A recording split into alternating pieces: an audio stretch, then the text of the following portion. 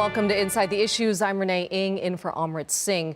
The Democratic Party leadership faces criticism after a group of senators provided the necessary votes to approve Republicans' government funding bill last week. Now, the vote was seen as a first chance for the party to exercise leverage after its losses in the 2024 election. The backlash from voters is partly reflected in a new poll by NBC News. Take a look at this. Just 27% of voters in the survey said they had a positive view of the party. A majority of Democrats surveyed said they wanted congressional Dems to stick to their positions, even if it meant not being able to get things done in Washington. Minnesota Governor and former VP candidate Tim Walz weighed in on the party's dilemma and the funding deal on the latest episode of Governor Gavin Newsom's podcast. Take a listen. We have been in these issues where we may not all agree on all the issue, but we buy their frame. And then you have Democrats fighting against Democrats and they sail above it. They sail above it. I mean, so then you don't want me to ask the Schumer question in the shutdown. My opinion on this is I believe Chuck 100% believes that he made a decision that reduced the pain and the risk to Americans. I see it now that we're in a point where I think we're in a new world. That pain is coming anyway. And I'm with you. I'm with you. Yeah, and they think we gave up our leverage. And to make it clear who owns this, because now to the American public who doesn't do this for a living and is out doing their job, they said, well, they passed this budget and they agreed with Donald Trump, and now we all own that. And while the message from voters is clear, the party is also divided on messaging and tactics. While it is the minority in every level of federal government, Republicans control both chambers of Congress as well as the White House. Kevin Fry is in Washington, D.C. with a closer look at the dynamics. Senator Chuck Schumer with a surprise announcement Monday, postponing a tour to promote his new book, including stops in Washington and New York City, amid the threat of protests. Schumer's team citing security reasons. The news coming as the Senate's top Democrat faces fierce criticism from many members of his own party for helping to advance a Republican budget plan, a move that averted a partial government shutdown. We need to have a conversation inside the caucus about whether we are willing to stand up to Republicans. Listen, we have options. We could decide to not proceed to legislation as an ordinary course of business. There are big fights ahead of us, like the debt ceiling. The intra-party fighting reflects divisions among Democrats over how best to oppose President Donald Trump as he slashes government spending and jobs authorized by Congress. Last week, all but one House Democrat voted against the Republican budget bill to fund the government into September. But instead of blocking the bill in the Senate to trigger a shutdown, Schumer and 9 other Democrats joined with Republicans to allow the bill to move forward. That vote supercharging calls by some Democrats to burn the party's old rule-following playbook and get aggressive. I think we've been somewhat soft on the approach. We need to throw the punch. We need to throw a punch in this fight, and we have not done that. One analyst says in recent decades, Republicans have more frequently engaged in brinkmanship on Capitol Hill, especially in matters involving government funding, and that some young Democrats believe they need to be just as assertive. Of course, their way of seeing the political world and then their strategies and tactics to respond to that political world are going to be more aggressive because the world they grew up in is only partisanship and aggressiveness. That's what wins. How Schumer navigates the pressure from within his own party could go a long way in determining his political future. Schumer continues to stand by his vote, saying a government shutdown would have given the president a freer hand to cut spending with no easy off-ramp. He told the New York Times, quote, "I knew this would be an unpopular decision. I knew that. I know politics. But I felt so strongly as a leader that I couldn't let this happen because weeks and months from now, things would be far worse than they even are today." In Washington, Kevin Fry, Spectrum News. And joining me now is the host of Snapchat's Good Luck America and founding partner of Puck News and host of the podcast, The Powers That Be, Peter Hamby. Thank you so much for joining us. Thanks, Renee. Good to be here. All right, let's start off with Senate Minority Leader Chuck Schumer. So he faces blowback from his own party. He says he's not stepping down from his leadership role. How do you think this impacts his future as a party leader, and what do you think it signals to the rest of the party? Well, first of all, stepping back, look what he's doing and where he's going right now. He's very obviously in damage control mode. He went on The View today to explain why he decided to, support the CR, not filibuster. He went on Chris Hayes tonight on MSNBC, theoretically to explain to that angry base that your package just mentioned. My colleague Leanne Caldwell at Puck did some good reporting just this week on what Democrats inside the Democratic caucus are thinking. And look, I think the generational divide you mentioned is real, but there were also lots of other senators, again, according to my colleague's reporting, who, kind of had this wishful thinking where they wish they could vote against the budget resolution, but that it would actually pass. In other words, they didn't want to shut the government down. And Chuck Schumer, I think, is willing, he's been around the block, willing to take a bullet for some of his members who didn't want to take an unpopular or controversial vote. But, Renee, I can see his side of the argument here. Democrats had a chance to elect a majority last year, to elect a president last year. They didn't. And so you have the base out there, people online screaming, do something, do something. This was their first chance to tangibly do something. But it's very important to note, a shutdown could last 6 weeks.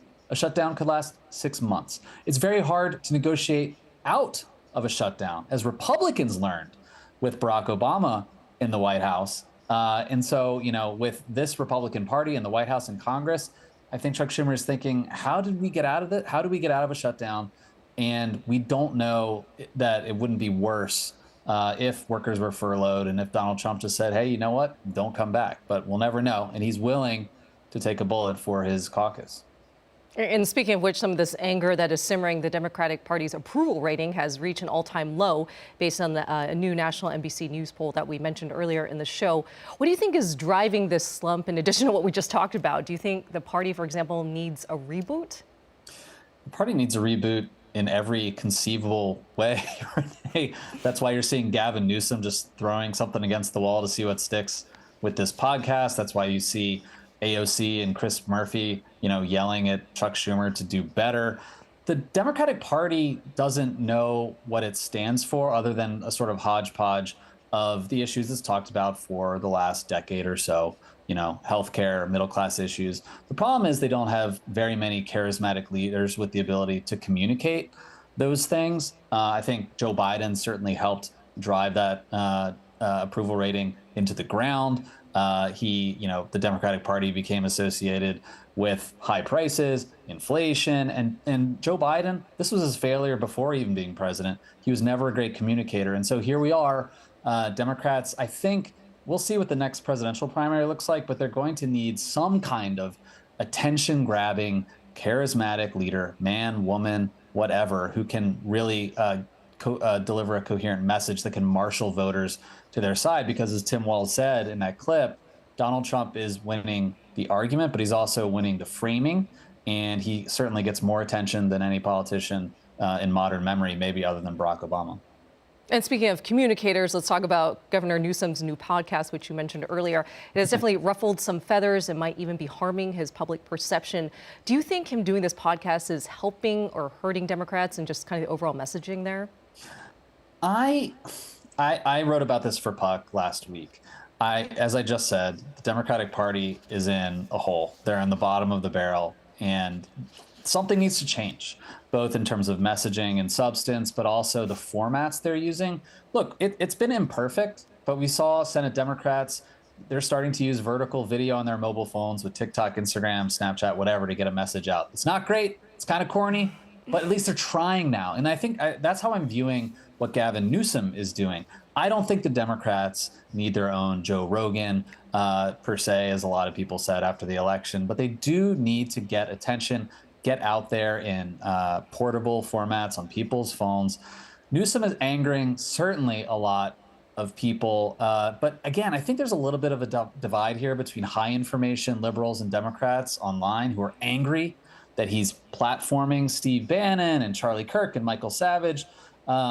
I talked to a lot of normie Democrats too, and my own informal focus group of, college Dems, my friends.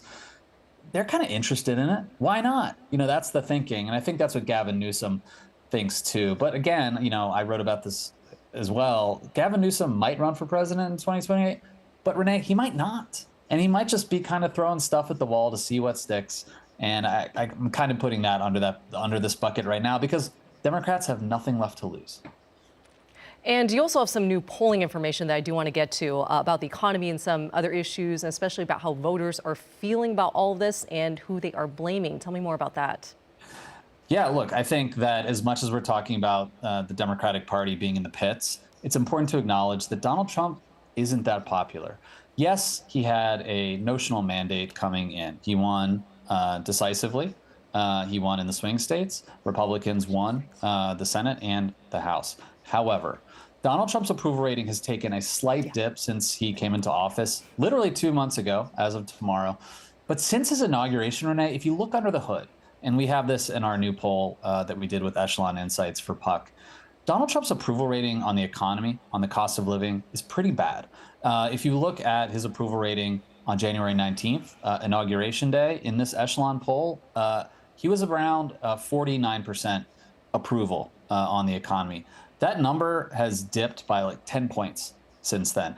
If you ask people, are the nation's economic circumstances getting worse or better? That number in the worst direction has spiked 9 points in just 2 months. And Donald Trump's handling of foreign policy, disapproval is also spiking. Disapproval for J.D. Vance is up. Disapproval for Elon Musk is up. Now, I think voters are giving Trump a longer leash. They want some goodwill. They're giving him some goodwill, rather. They want him to succeed on the economy. But the economy is the thing that put him into office. And one Republican consultant in D.C. I talked to today said very bluntly, Donald Trump has to start delivering on his promises from the campaign, which were to end foreign wars. That's going to be complicated, but also to get prices back down. And as we all know, you don't have to be an economist to know this.